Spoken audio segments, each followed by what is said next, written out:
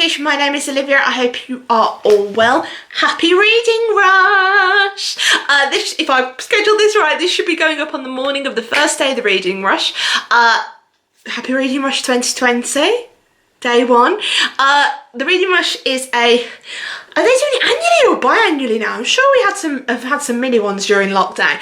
But it is a week-long readathon all about the love of reading. Created by Ariel and Raylene. I will link all the details down below to their website. You can buy merch from them this year. There's challenges, there's all kinds of stuff. Please check out my description down below for all of that. If you've watched my previous video, you know my kind of reading has been a bit hit and miss, and I haven't really been filming over the past few weeks or so while I got myself together and kind of locked down. Got on top of me a bit, but I'm getting better. But I wanted to take part in this reading rush. I'm going to try and vlog. I don't know if that will work, but I very much want to take part if I can, whether it be for your eyes only or for my eyes only.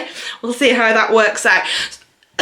So what I'm here to do today is talk about the challenges that have been set by the girls. There aren't any video challenges, I don't think, this year.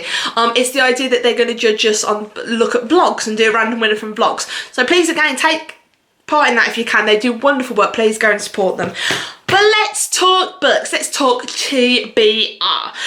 There are, for this round of the Reading Rush, there are 7 challenges in total. I have 8 books, and one of them is only a maybe. So I would love to get to all these in the next week. I don't know if I will get to all of these in the next week, but I'm gonna goddamn try. I've tried to pick a mix of kind of fat ones and thin ones, and I've got a graphic novel in here, so we can really make the most of what is going to be going on. Okay, so let's get into the book choices. So number 1, read a book with a cover that matches the colour of your birthstone. So my birthstone is amethyst, and that is a purple stone with light dark purple, and it's going to go one of 2 ways, I think. This is the kind of one where I have choices. So my first choice, I think, is going to be You Should See Me in a Crown by Leah Johnson. This is a debut. I've had nothing but good things about this. 5 stars, really warm hug of a book, addresses issues, and I'm going to be reading this, if not this week, at some point. The reason I say there's an alternative to this is because over the past weekend, if I put you down here, over the past weekend I have been rereading the first book in one of my all-time favourite series, and that is Caraval by Stephanie Garber. As of filming this on Saturday when Reading Rush starts on the Monday, I am currently 30% through Legendary, which is the second book in the series, and I'm loving, by the way, I'm like hooked. The audiobooks for this are also absolutely gold, so please check those out. But depending on how Legendary finishes up, I could also use this edition of Finale, the 3rd book in the Caraval series, from my purple book. Now it's quite a chunk, so if I don't read it, I might audiobook it, you see, because I do love the audiobooks. I think her name is Rebecca Sola who does the audiobooks. So for the purple book, it's either going to be Finale, can you see? Or it's going to be You Should See Me in a Crown by Leah Johnson. Okay, so it's going to be one of those 2. I'm going to see how I'm feeling, to be honest with you. Might do both. Next one, read a book that starts with the word the. This is my negotiable one because I've been staring at my bookshelves trying to find a book that starts with the word the. And there's not a lot. Seriously, there's not a lot. The one I've picked up for now, because it's been sitting there and I do want to read it. This is one of my girl Chelsea Dolling Reid's favourites. The Last True Poets of the Sea. So this is a possibility. The other 2 I'm looking at, which are also sat on my bookshelves, are The Astonishing Colour of After by Emily X.R. Pan, which no, I still haven't read. But also The Bear and the Nightingale by Catherine Arden, which is one of a trilogy. I've been tidying books out, I'm kind of refreshed. So it's going to be one of those. This is going to be the one I might leave towards the end and kind of see how I feel and see what's grabbing my attention. Might even try a chapter with those 3 and decide which one. Might do. So provisionally, it's The Last True Poets of the Sea by Julia Drake. A great book, regardless of whether I'm going to read it or not. Please, look into picking that up. Chelsea doesn't recommend things lightly. Number 3, read a book that inspired a movie you've already seen. Okay, so I'm adjusting this slightly because not very often I see the film and then read the book. Unless you count Harry Potter, but I didn't know the way of the world then. So it's not a movie.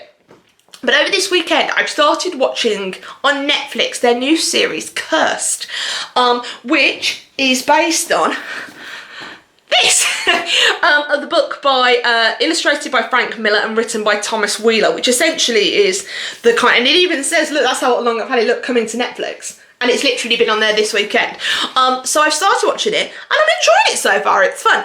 I might dive into this, I might not. This is what I'm thinking at the moment, because I don't think I've got any others where I've seen the movie and I need to read the book. I might have to scour some people's TBRs and see what their suggestions are. But possibly this, because I am enjoying it so far. It's really, I'd recommend it so far. It's really good fun action adventure. Not sure where it's going to go yet, but I'm interested to find out. So this would be my book for challenge number 3. It's a proper hardback chunk, this one though. Number 4, read the first book you touch. So what I did for this, not that I was trying to sway where my hand would touch, is I got out a few books on the floor that I really wanted to read and that would work for this week, so they're not too long or too short. But the first book I picked out was one I really, really wanted to read, so I kind of ignored the other 3 and just went for the first one, which is kind of the aim of the game, but it was a little bit fixed because I knew I wanted to read it. Felix Ever After by Casey Calendar. Everybody's screaming about this and saying how good it is, and I'm really, really interested to try it out. I've got another Case and Calendar book actually later on this TBR, so I'm definitely really interested to try this one out. Very excited to read this one as well. I'm hoping it's going to live up to the hype that everyone's brought. Number 5, read a book completely outside of your house. Sorry, I've got my notes on my lap. Now obviously we're in quarantine, people aren't really going outside of the house right now, so Ariel and Raylene have kind of left it up to you to kind of work out how you want to do it, and I was like, okay, I can do that.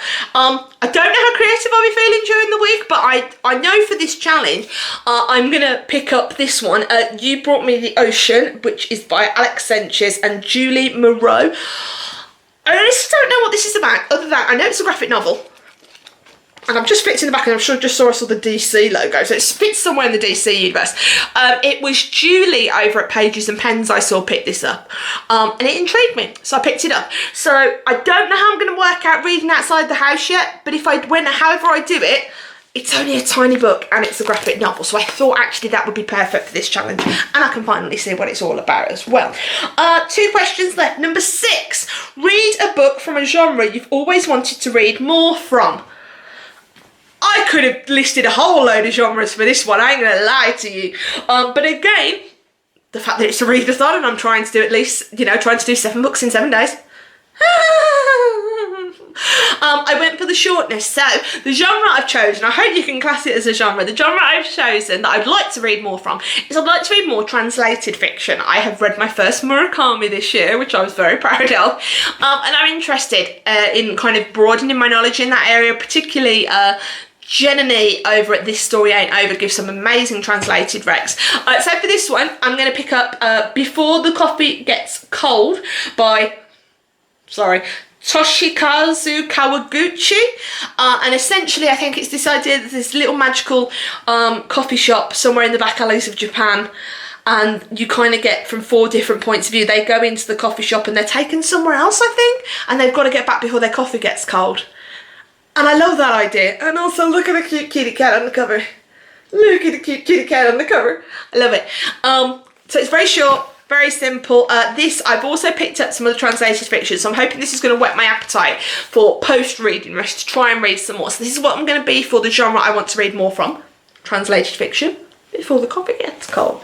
And finally, read a book that takes place on a different continent to where you live. I said earlier I had a second Case and Calendar book, and here it is, King and the Dragonflies. This is Case and Calendar's most recent middle grade release, I believe. And I know this essentially focuses around a little boy whose brother has died or been killed. His brother's passed away in some means, and he's convinced that his brother has been reincarnated as a dragonfly because they live by, do they live in Louisiana? They live somewhere, but they live near a river. They live near like a massive lake and river, and there's all dragonflies there, and he's convinced his brother's turned into a dragonfly. I think this is also, I want to say, LGBT rep, because I think King, who is the young boy, told his brother he thought he was gay, and he was like, you should never say that to anybody. But I know that between this and Felix Ever After, my heart is going to be absolutely wrecked this week.